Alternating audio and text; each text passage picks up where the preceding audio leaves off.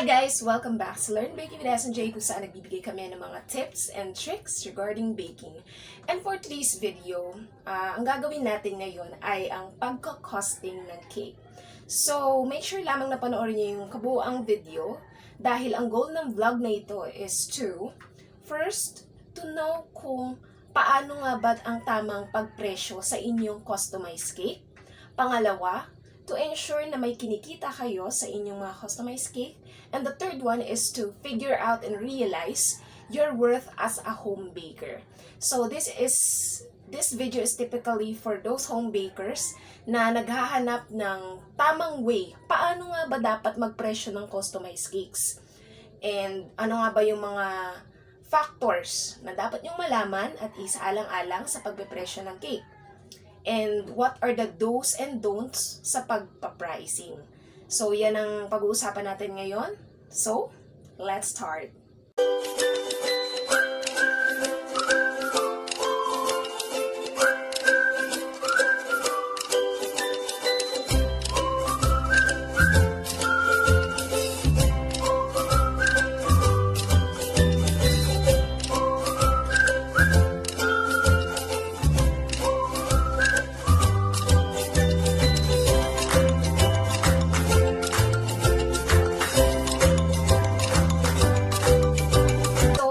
Pag-usapan yung right way or the right formula kung paano nga ba dapat magpresyo ng inyong customized cake.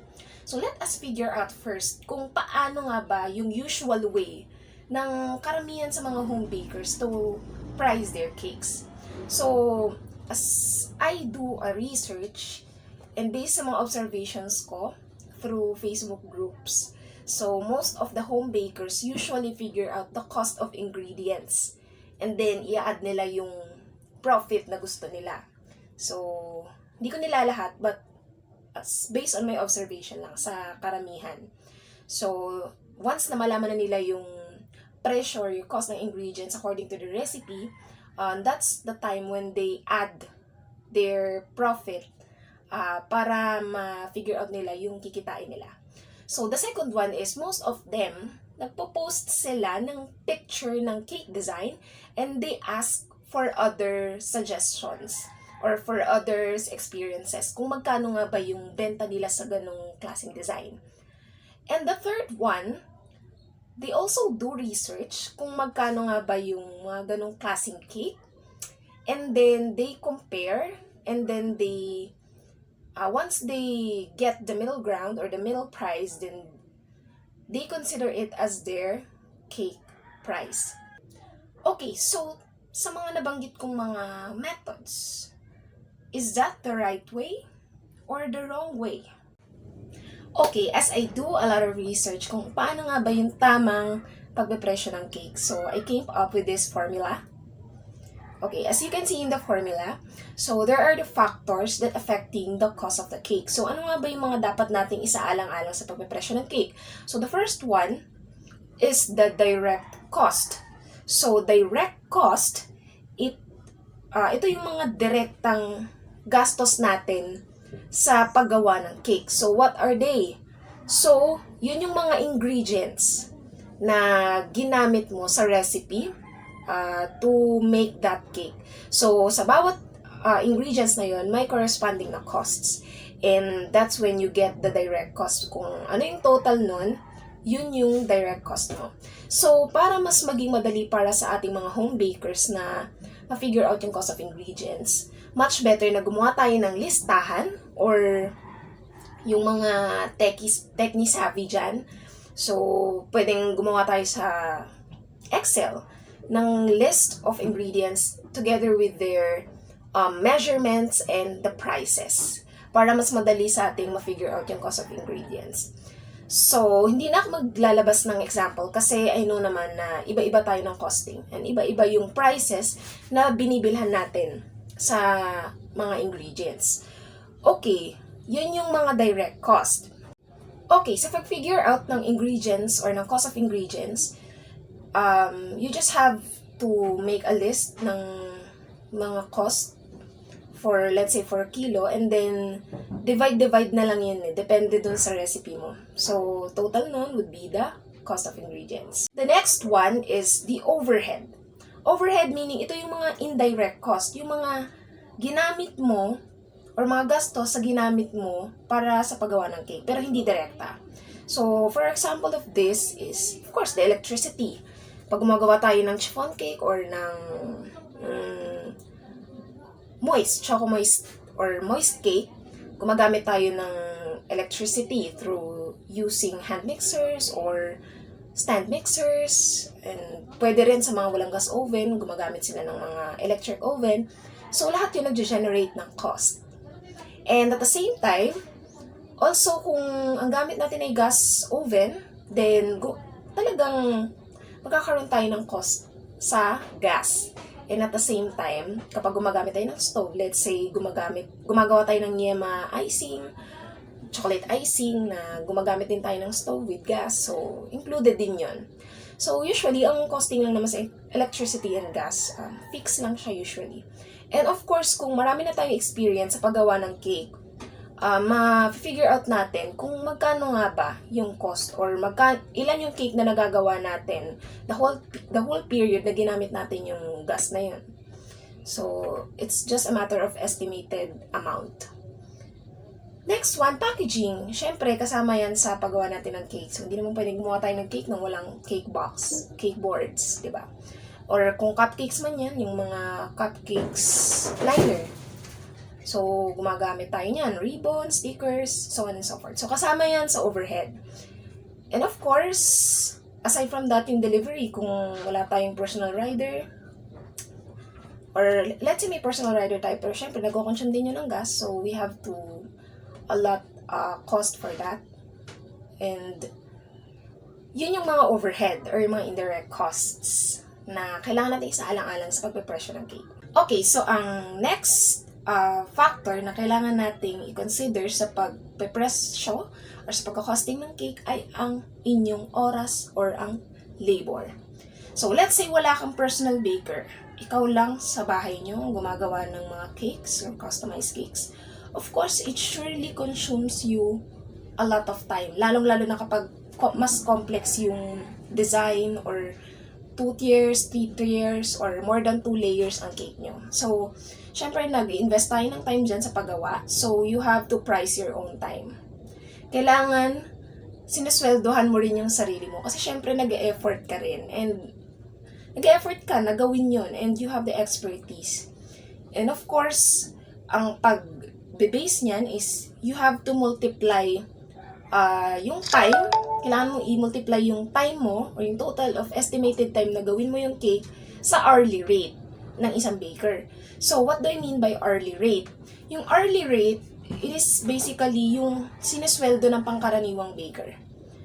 And kung hindi mo pa talaga alam yung hourly rate mo, then you can base it on the minimum wage para mapresyohan mo yung sinasahod. So, the minimum wage, you have to divide it into 8 hours, and kung ilang hours mo ginawa yung cake, then that's your hourly rate.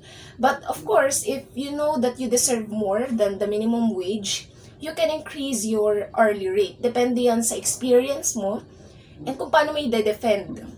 Diba? Kasi minsan, pag talagang long time experience na yung home baker, let's say marami na siyang accumulate na years sa paggawa ng mga cakes, meron na siyang expertise and mas magaling na siyang gumawa.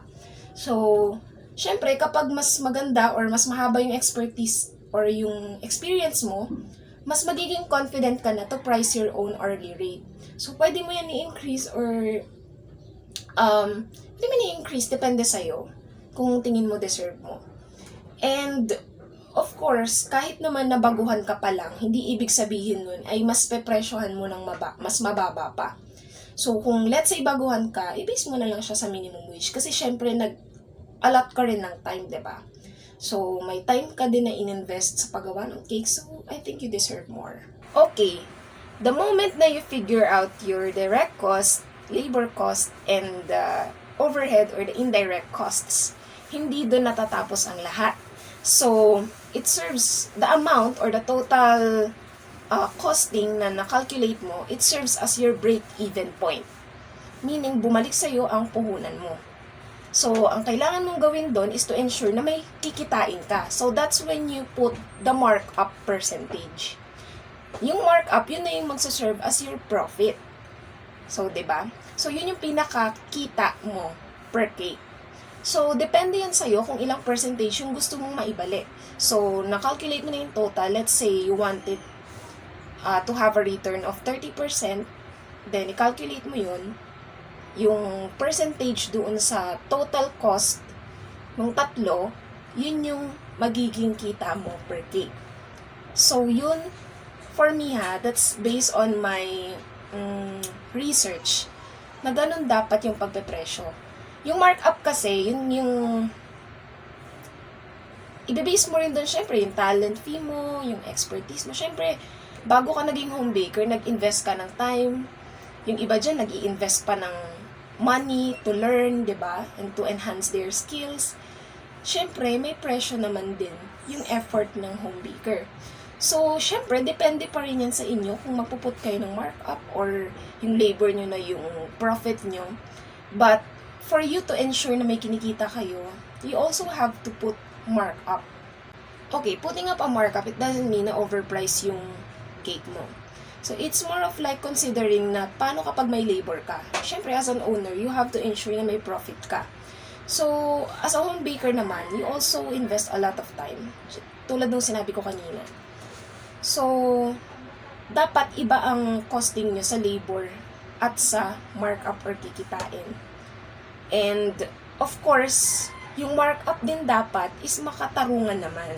Yung talaga namang worth it siya doon sa pinapagawa ni client sa inyo. And don't be scared to put markup. If you're confident with your creation, then why not, diba? Para naman mas ensure natin na may kinikita tayo. So, since napag-usapan na natin yung mga factors sa pagpepresyo ng cake, so, balikan natin yung pinaka-formula ng cake price nyo. So, it's ingredient cost or the direct cost plus overhead or indirect cost plus labor and plus markup. That would be your cake price. So, ulitin ko lang, depende pa rin sa inyo kung pag-iisahin nyo na yung markup at labor. But, for me, since I did also research, this is not the most correct, but can be your basis sa pagpepresyo ng inyong cake to ensure na may profit na pumapasok sa inyo. And of course, aside from those factors, meron din dapat tayong mga i-consider na ibang bagay. So, ano nga ba yung mga do's and don'ts sa pagpepresyo nyo ng cake? So, sa do's muna tayo, yung mga dapat natin gawin. So, una, do your own costing to name your price. Syempre, napakahalaga guys na gumawa tayo ng sarili nating costing. Kasi hindi naman tayo pare-pareho ng supplier na binibilhan, ng mga stores na binibilhan ng ingredients. So, nagkakaroon tayo ng differences. So, kung binase natin yung presyo natin or yung costing natin sa iba, knowing na magkaiba ng price yung mga pinagbibilhan natin, then hindi magiging accurate yung pagpapresyo natin sa cake. So, it's okay naman to compare to others your price para ma-measure natin yung competitiveness ng price natin. But you also have to realize yung tamang way ng pagko-costing natin. Kasi syempre tayo din ang matatalo kapag mali yung costing, di ba? So, yeah. And also, second one, don't let the quality of your cake lowered by using low quality ingredients to lower the cost. Of course, minsan talaga may mga times na mapapressure tayo sa iba kasi pag nakita nating mababa yung price nila, parang feeling natin wala na tayong chance kasi mas mahal yung sa atin. But then, I strongly recommend na don't lower the quality of the ingredients just to lower the cost and to lower the price. Kasi, maapektuhan nun yung quality. Napakahalaga ng quality sa cake. So, kahit na mababa presyo niyan, kung hindi naman ganun ka worth it in the point of view of the customer, then hindi rin siya worth it na i-sacrifice.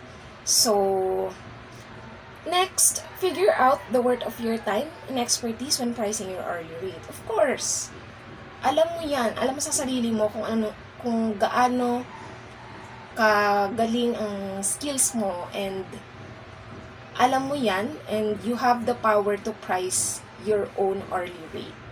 But of course, always remind that, or always remember rather, that syempre, may mga instances talaga na we do have to sacrifice a little bit para mas maging competitive yung price natin. And of course, your location. Kung let's say nasa probinsya ka, you also have to adjust your price para mas maging affordable or swak sa budget ng ibang prospect clients mo. And of course, hindi pwedeng sobrang ibaba mo ng todo. So, kailangan mo pa rin i-consider yung costing mo. And of course, from those, punta naman tayo sa don'ts, yung mga hindi mo dapat gawin sa pagpipresyo ng cake mo. First, never ever compare your price, especially to those bigger brands. What do I mean by bigger brands? Alam niyo naman yung mga well-known bakeries na nag-o-offer ng cakes. So, hindi niyo pwedeng i-compare yung price niyo sa kanila. Kasi, kung lumabas sa costing niyo na mas mataas yung pricing natin compared sa kanila, it's natural, guys. Lalo na pag home baker ka. Because you shoulder all the cost. Unlike sa mga bigger brands na they do an efficient technology to produce a lot of cakes in short period of time. Kaya mas nami-minimal nila yung cost nila and yung price nila. And same goes with the direct suppliers ng mga ingredients nila. So, unlike sa mga home bakers na, syempre, tayo lahat ang shoulder niyan, hindi tayo nagpo-purchase sa mga maramihan. Well, hindi ko nila lahat, pero most of us, bumibili lang sa retail price. So, mas mataas yung magiging costing natin. And, of course, since kung home baker ka, isa lang tayo, limited lang yung time natin sa paggawa ng cake. And, syempre, bawat oras may presyo, may costing. So, hindi natin pwedeng i-compare kasi hindi talaga sila comparable. Comparable, pero hindi talaga similar. Okay, so hindi naman talaga natin maiiwasan na yung may mga customer talaga na i-compare yung price natin sa price ng bigger brands. But, syempre, since alam natin sa sarili natin na may costing tayo, kalmahan lang natin. Kasi minsan talaga hindi natin maiiwasan na mainis or maubusan ng pasensya sa mga ganong klaseng customers. But, syempre, we also have to realize na wala rin silang ganon ka-alam regarding sa pagkakosting ng mga home bakers. So, it's much better na explain natin sa kanila ng maayos, and kung hindi man sila mag-agree pa rin, then we don't have to force that client to purchase our cakes. So, hindi lang tayo dito namimilit ng customer or mag-adjust para lang makuha natin yung client na yan. So, you also have to realize your own value para naman ma-ensure mo na may kikitain ka pa rin as a home baker. Next is, don't ask for suggestions of others in pricing your cake. Well, pwede naman nating i-compare or silip tayo sa mga competitors kung magkano yung price nila. But don't ever base it to your own costing. Kasi tulad na sinabi ko kanina, magkakaiba tayo ng costing. Depende yan sa expenses natin. Depende yan sa presyo ng binibilhan natin. So, kung mas mura yung binibilhan nila or mas iba yung recipe nila compared sa recipe mo, then maybe isa yun sa mga reason. 'Di ba? So, hindi dapat natin i-base masyado sa presyo ng iba yung cake natin. And, of course, ito nga yung sinabi ko, never adjust your price to someone who doesn't appreciate the value of your creation. So, ito na yung sinasabi ko sa mga customers na hindi talaga mawawala yung questionin yung presyo mo. Bakit ang mahal? Bakit sa iba ganito? Bakit yan lang mahal? Bakit ganun? So, tulad ng sinabi ko kanina, you don't have to adjust your price. Pwede namang i-adjust ng konti, pero never sacrifice your markup or your labor. Never. Kasi baliwala din lahat ng efforts mo. Baliwala din lahat ng time mo sa paggawa kung wala ka rin naman lang kikitain. Kung balik puhunan lang din, 'di ba? Kasi alam ko naman na lahat ng home bakers aware sa lahat ng nagagastos nila and sa lahat ng mga sacrifices na ginagawa natin para makabuo tayo ng magandang cake na may i-offer sa client. So, know your limits when it comes to pricing. Kapag nag-bargain si customer ng sobrang baba na hindi mo na kaya, don't force it, guys. Don't force it. Huwag mong ipilit. So, stand to your own pricing. Hindi masamang mag-adjust ng konti, pero never sacrifice. Okay, and lastly, don't scared to name your own price because you're the only person who knows all the sacrifices, the expenses of your creation. So, be confident with your price. Kung alam mong deserve mo yun, ipresyo mo yun. And it's up to you kung paano mo ima-market yun. Kasi minsan, iniisip natin, hindi bumibili or walang client na lumalapit dahil sa price natin. But, hindi ibig sabihin nun, ganun lagi. Minsan kasi kulang lang tayo sa proper way of marketing or selling our own creations. Minsan, wag lang tayong mag-base sa presyo. Let's do some research kung paano ba natin may improve yung marketing strategy natin. Lalong-lalo na social media is very powerful tool. But you have to ask yourself also kung na-maximize mo ba yung advantage niya for you as a home baker. So, yung pagpasok ng client, hindi laging nakadepende sa price. Kasi may mga client din talaga na willing magbayad as long as maganda yung creation and tingin nila, deserve nila yung creation mo for them. Okay, sa ingredients, pwedeng ang gamit niyang icing ay boiled icing. Gamit mo naman whipped cream. So, doon pa lang magkaiba na ng costing yun. So, hindi mo rin kasi masasabi sa looks ng cake kung ano ba yung ginamit. Pero may mga design talaga na halata mong whipped cream, halata mong buttercream. So, doon din mo i-base yung pagko-compare mo ng prices. Kasi, magkakaiba tayo ng ginagamit na brands na may pinagkaiba din sa mga presyo. So, you don't have to base it too much sa mga competitors mo. Okay, yan lamang guys for today. I hope na may natutunan kayo sa video na ito. And if you like this video, please give it a thumbs up and mag-subscribe na rin kayo sa aming channel for more baking tutorial videos, recipe tutorials, and more videos regarding sa bakery business because we do a lot of videos about it. And it's really a good opportunity for you to enhance your baking skills, to enhance your knowledge when it comes to bakery business para naman magkaroon tayo ng solid foundation pag nagsimula tayo sa bakery business. And kung may mga suggestions man kayo, may gusto pa kayong pag-usapan, let us know. Please do comment sa baba and we will read it and we will consider it for our next content. So, maraming salamat and God bless always. Have a great day. Bye.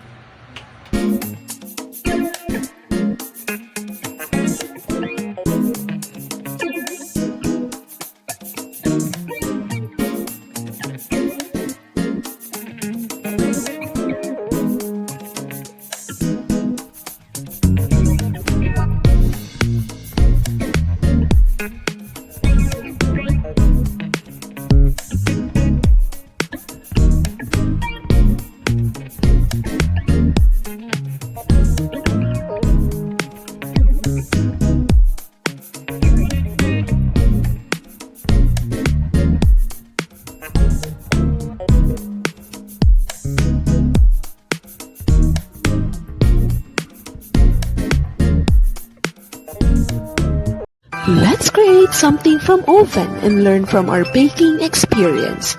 For more baking tutorial videos, let's stay connected and feel free to reach us out on our different social media platforms.